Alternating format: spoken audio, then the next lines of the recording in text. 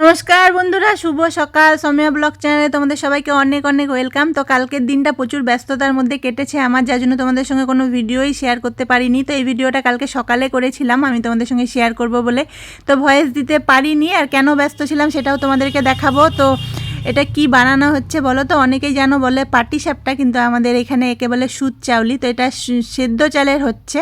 তো সকাল সকাল মা বানিয়েছিল, তো মা ডাকলো খাওয়ার জন্য, তো আমি বানানোটাও তোমাদেরকে দেখাচ্ছি। আমরা দুজন মানে আমার বর আর আমি খুব কম পিঠে খাই, খেতে খুব কম পছন্দ করি, কিন্তু আমাদের বাবা মা দুজনেই খুব পছন্দ করে।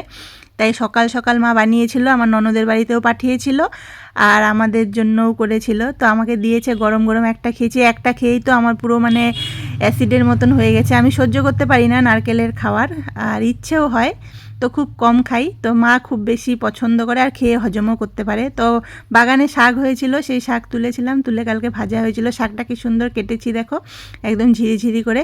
কিন্তু শক্ত শক্ত শাকও ছিল, কড়ই শাক, তার জন্য শাকটা একটু শক্ত শক্ত লেগেছিল।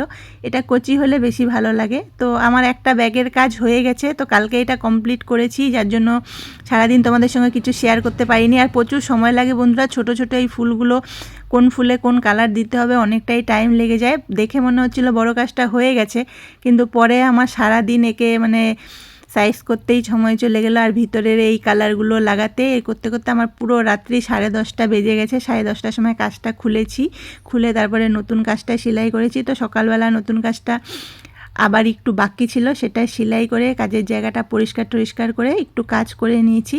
তো এবার উঠে পড়বো। তো এখনও অনেকটাই বেলা হয়ে গেল, তো বলি না তোমাদের সঙ্গে একটু ভিডিওটা শেয়ার করি। আর কাজটা কেমন হয়েছে তোমরা সকলেই জানিও। আর এই কাজটাই তো সেলাই করেছি, মালিক তো প্রচুর চাপ দিচ্ছে, তাড়াতাড়ি করো তাড়াতাড়ি করো। কদিন লাগে দেখি, আমি ঠিক জানি না।